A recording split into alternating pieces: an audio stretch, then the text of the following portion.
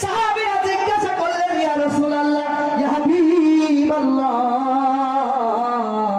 ওই মানুষটা যদি নামাজি হয় তাহলে মুনাফিক তো হিন্দুদের মধ্য থেকে হয় না, মুনাফিক তো বৌদ্ধদের মধ্য থেকে হয় না, খ্রিস্টানদের মধ্য থেকে হয় না, ইহুদিদের মধ্য থেকে হয় না, মুনাফিক তো মুসলমানদের ঘরের থেকে হয়। আল্লাহর নবীজি বললেন, যদি ওই মানুষটা,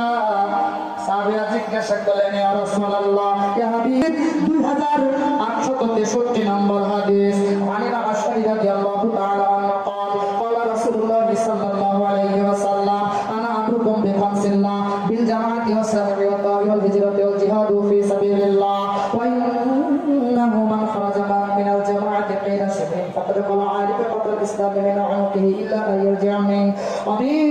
دعا بدعوه الجاهليه فهو من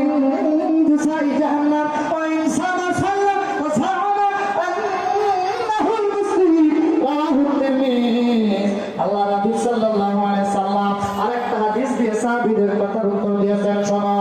ওই সামা ওয়াসাল্লাহ, ওই মানুষটা যদি নামাজ পড়ে, রোজা রাখে, এরপর যদি দিন কায়েমের আন্দোলন না করে, এই জমিনের দিন প্রতিষ্ঠিত হয়ে যায়, এটা না চায়, তার